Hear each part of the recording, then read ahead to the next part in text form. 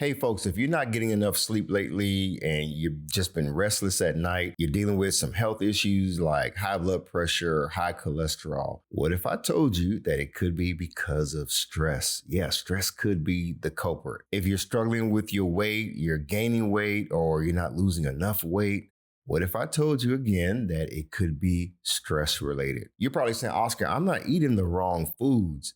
But what if I told you that your blood sugar is spiking anyway because of what? Stress. 75% of American adults are walking around right now, folks, with issues, specifically symptoms of stress. I'm talking about anxiety, fatigue, the headache that you're constantly getting. Yeah, it could be stress related. And you know what? A lot of people are not even understanding that there's a connection to their blood sugar and stress. 9 times out of 10, when people struggle with their numbers, yes, they're looking at their plate. They're focused on their steps.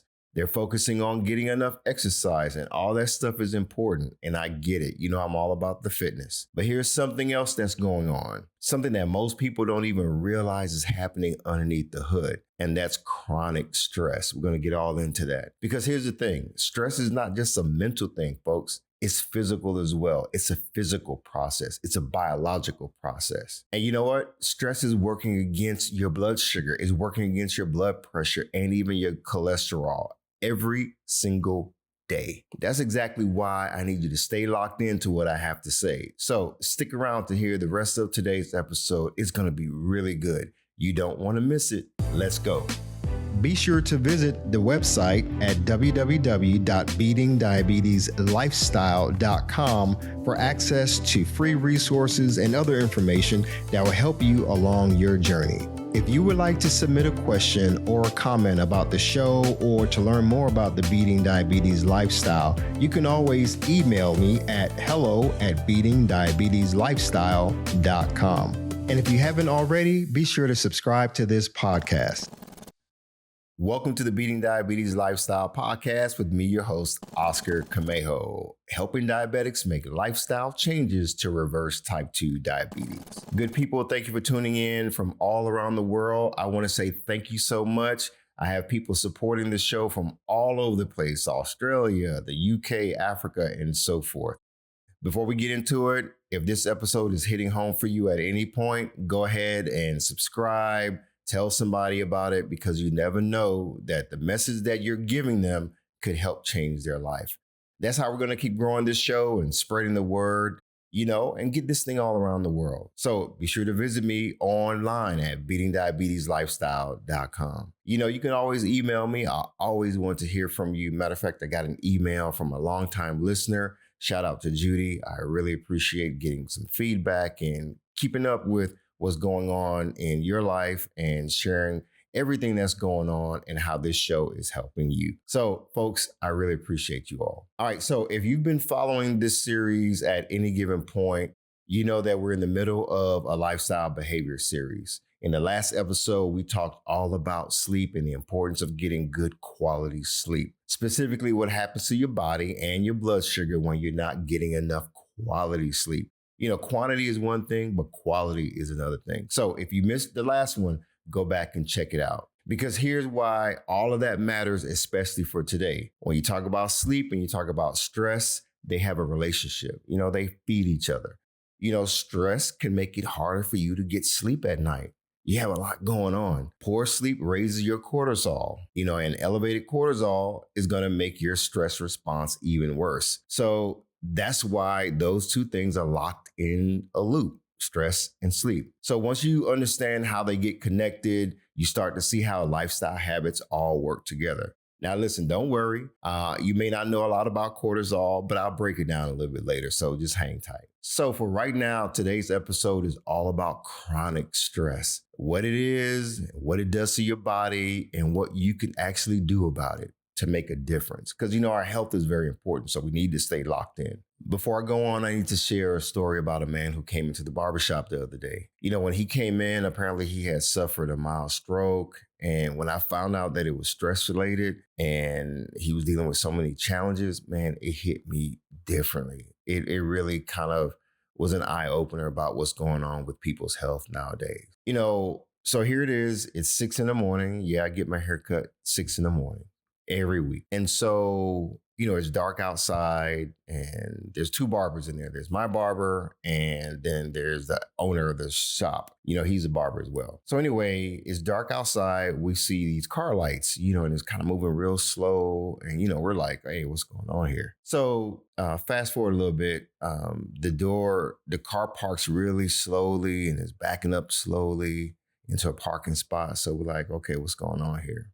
All we can see is headlamps. So in any case, we see this person coming like real slowly to the door. So we're already like, oh man, what's going on here? And so you know how it is, you could be in a conversation and all of a sudden it's like crickets. So anyway, the door opens real slow. And this guy, and I could tell he's an older gentleman, or at least he looked to be an older gentleman, that he was actually in his early 50s. He just looked a little older. Um, just seemed like he had a lot of weight on his shoulders, and just he was stressed out. And so he walked in and he was kind of doing everything with his left arm, and kind of this side, the right side of his body was just, you could just tell when someone is favoring one side versus the other. So he was kind of dragging himself in. So we realized, okay, did he need help? So one of the barbers was like, hey, do you need help? And he was like, no, no. I just had a stroke like 3 weeks ago. And so we were like, whoa. And so he just started telling us his story. And when he was talking about that, when he was in the hospital getting rehab, well, actually, let me back up a little bit. He started telling us what happened.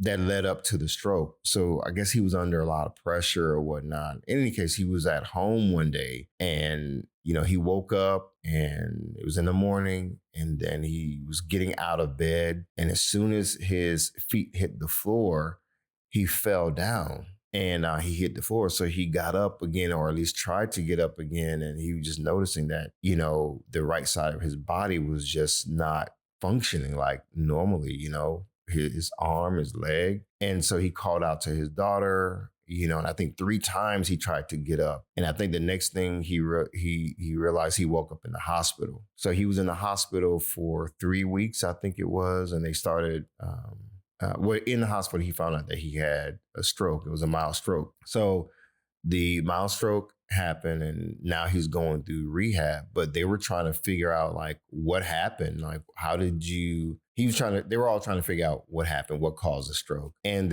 he lived a pretty healthy lifestyle, I guess. But the bottom line was, this man was dealing with a lot of stress. That's what they deduced it to. He was dealing with a lot of stress, a lot of pressure. And I guess he was carrying a lot of stress for a while and not really understanding what was going on and how it was affecting his health. So hearing that and seeing his story, it made me think that, wow, man, this man's story is not unique at all. Because you know what? A lot of people carry a lot of stress. A lot of us carry stress so much that it becomes normal and we don't realize it. I know some of you may be carrying that same kind of weight right now, day after day.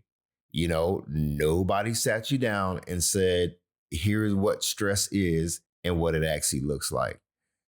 That's why today's episode really, it means a lot. I know a lot of people struggle with stuff and there's a lot going on, but you know what? We need to really focus in on our health. I want to go over some stats with you real quick. I promise not to get all technical, but sometimes it's important to understand some stats and some research and what's out there. What are the professionals putting out there? So take a look at this. Cardiologists have described chronic stress as being just as dangerous as high cholesterol and high blood pressure for heart disease risk. Brain imaging research has linked the brain's stress processing center, the amygdala, to increased rates of heart attack and stroke, independent of all other risk factors. Now, folks, I remember when I was first diagnosed with type 2 diabetes, and I found out in the hospital that I had type 2 diabetes. A lot was going on. I was under stress, but I didn't realize it at the time. I didn't realize I was under pressure. I didn't realize that I was under a lot of stress. But see, I wasn't under stress once I found out that I had type 2 diabetes. No, I had been dealing with chronic stress apparently for a minute. It was affecting my sleep. It was affecting my eating, all of that stuff. And one day I ended up in the hospital finding out that I have type 2 diabetes. Stress is a real thing, folks. It affects how we sleep. It affects how we move. It affects all kinds of things. And we need to take things serious enough. And I don't mean to be real heavy, but I want to save lives. I want to save limbs. I want to help people make lifestyle changes so they can beat these chronic diseases, these issues that we face every day. I don't know about you. You may know someone who is close to you who's under a lot of pressure. You may be under a lot of pressure. You may be dealing with your weight. You may be dealing with all kinds of things. And we need to really take our health serious enough. All right, now, before I get into the science, I want to ask you something. Does any of this sound like you?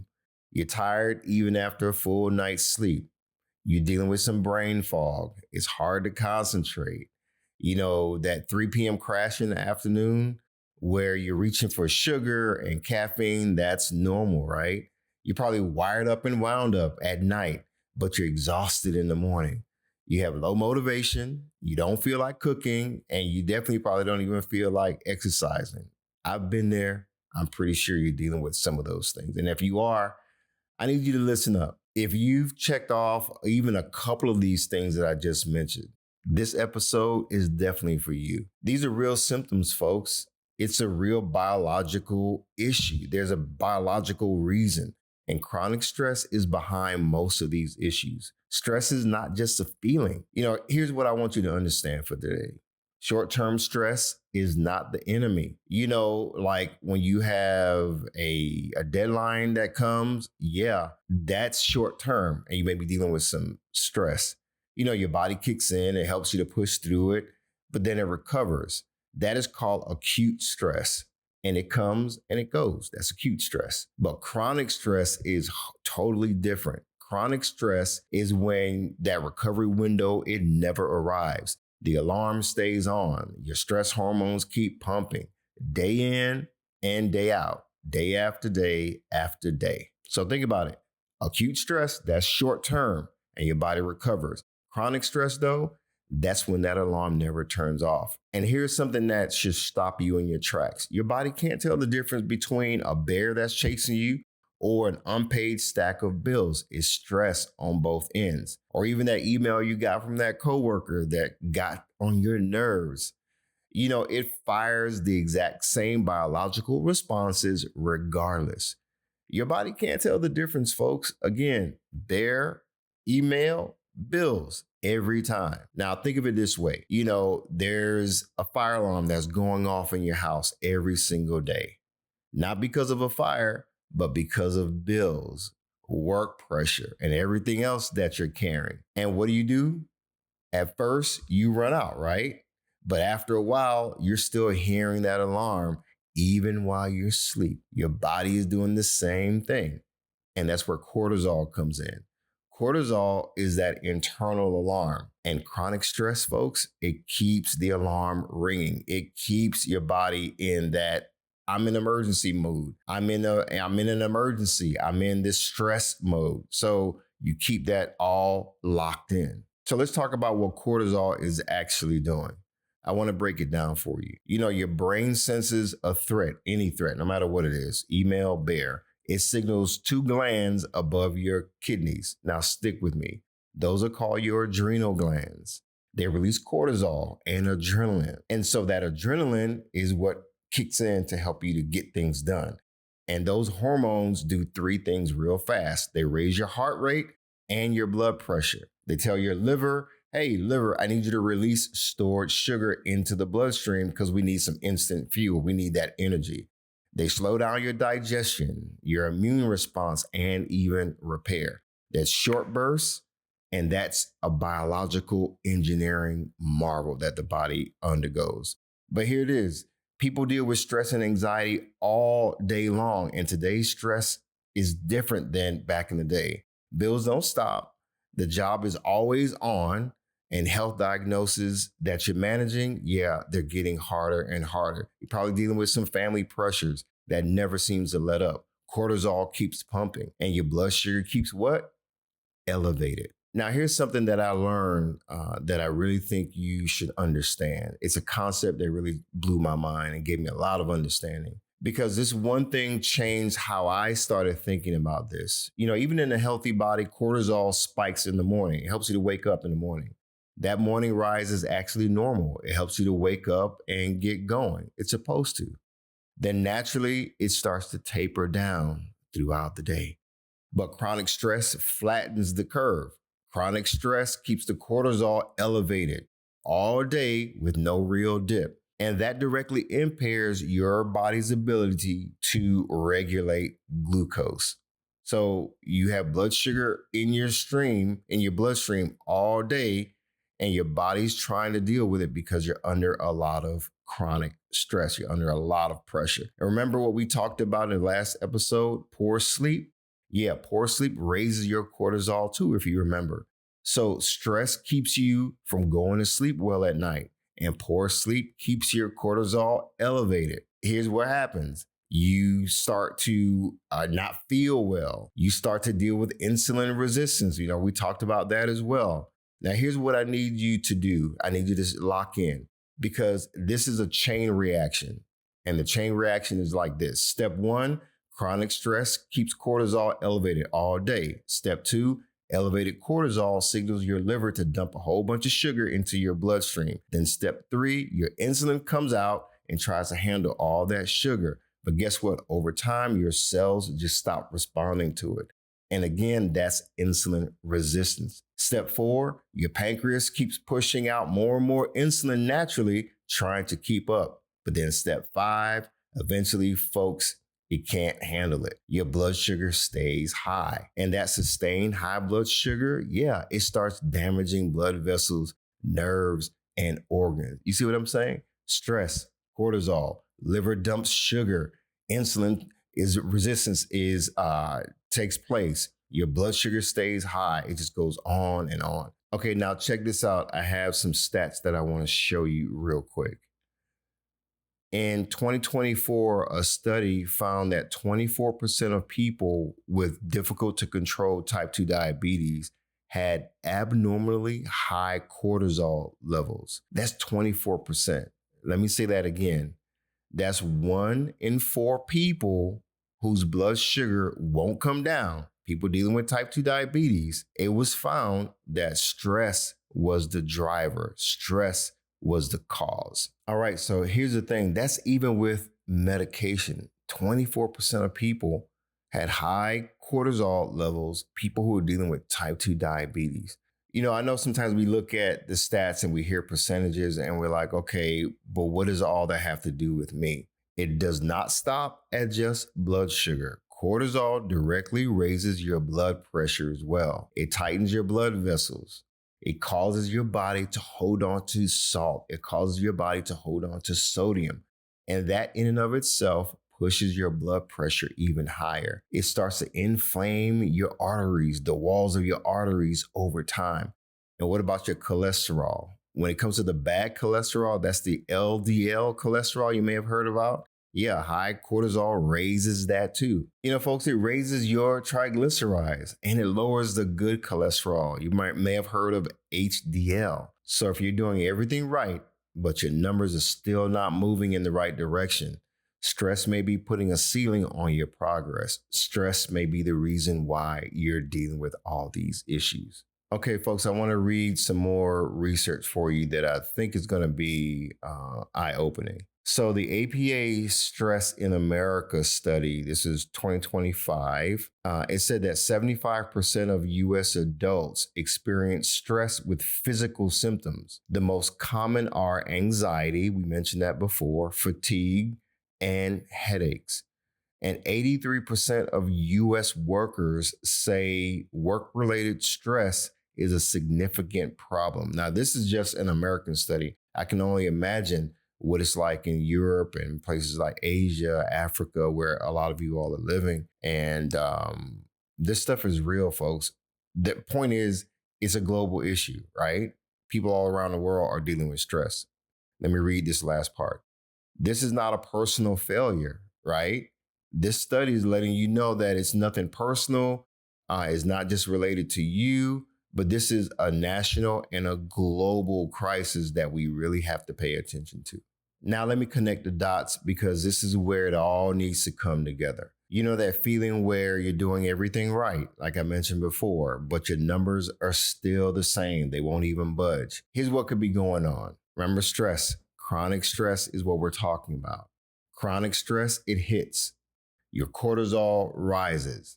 And that cortisol doesn't just raise your blood sugar, it also triggers those cravings that you may be dealing with. You know, specifically, you may be craving high fat foods, some high sugar foods, some sweets, some high calorie foods. And I need you to hear this. This is not an issue with willpower. It's not a willpower problem. It could be a hormonal response. Your brain is under chronic stress and you're shifting into survival mode. It's looking for that quick energy. You're reaching for that comfort food, you know, and that's biology, folks. That's not necessarily a weakness. Remember, stress, cortisol, cravings, blood sugar spikes. You're dealing with crashes, guilt, more stress, and then you repeat that cycle over and over again. You know, when you eat these foods, yeah, your blood sugar is spiking, but then it crashes. And eventually you start feeling worse. You start feeling guilty, dealing with low energy, and all that creates more stress. And then you're stress eating. It's a cycle that starts and repeats all over again. Now, here's the kicker that really gave me a lot of understanding. You know, that stress eating doesn't just hit your blood sugar in that moment. You know, over time, it leads to weight gain, especially around the belly, that belly fat. Yeah. And also, it starts making your insulin resistance even worse. Your body's trying to keep up, folks. So don't beat yourself up. You know, all of this makes blood sugar hard to control. And I get it. This creates a more stressful situation. Stress eating leads to belly fat and then worse insulin resistance. It's harder to control your blood sugar and more stress. You see what I'm saying?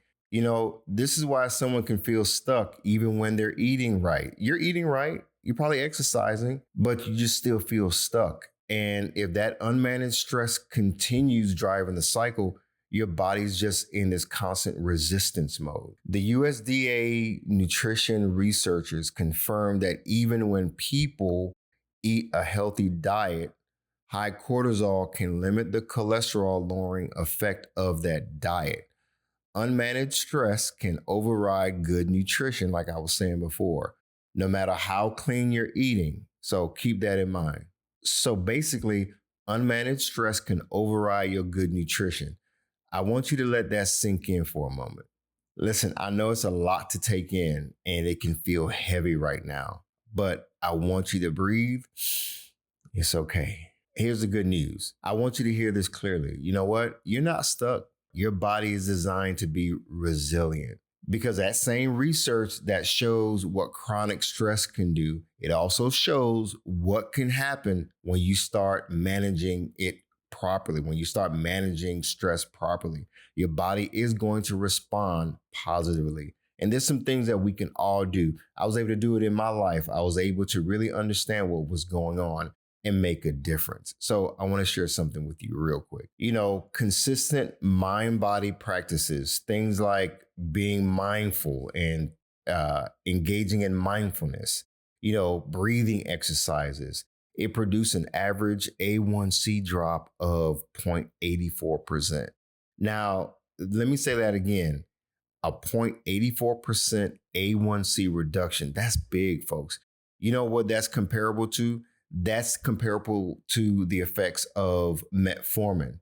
You know, metformin is one of those first line diabetes medication. I was on it for a while and my doctor was like, hey, you're managing your stress, you're losing weight, you're doing great. You know, things are looking good. So I'm going to take you off metformin. And he took me off of high blood pressure medication. He took me off of insulin eventually, and he took me off of a whole bunch of other stuff. Folks, we're not just talking about blood sugar. I know some of you may just be dealing with prediabetes or some other conditions.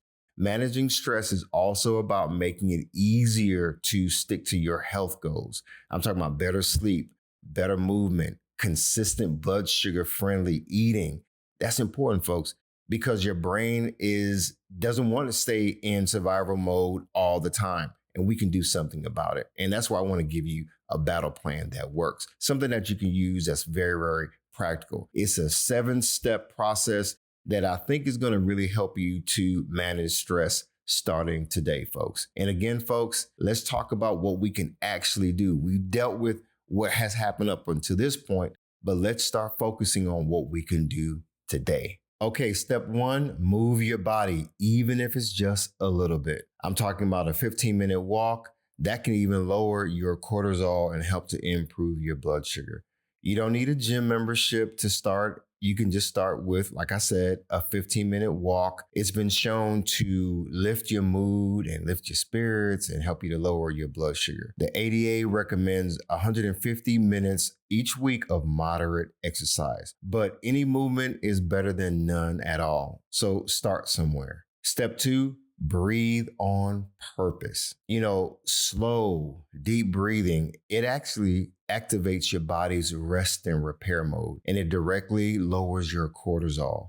Just inhale for 4 counts, hold for 4, exhale for 6 to 8 seconds. You can do this in your car. You can do it anywhere. You can do it before a meal. Like I said, it's really easy to do. I'm hearing that doctors are even seeing patients lower their blood pressure in real time using this breathing technique. So let's move on to step 3. Work on your mind. Ease your mind. Sometimes you could do some reading. It's always important to just relax your mind. We're talking about the breathing, but sometimes you just need to sit still with your eyes closed and just be consistent with it. Even brief, regular practices of really focusing and dialing in to ease your mind can go a long way. Step number 4, folks, and this is one of my favorite, I want you to lean into your faith. So for many of you, your faith is not separate from your health.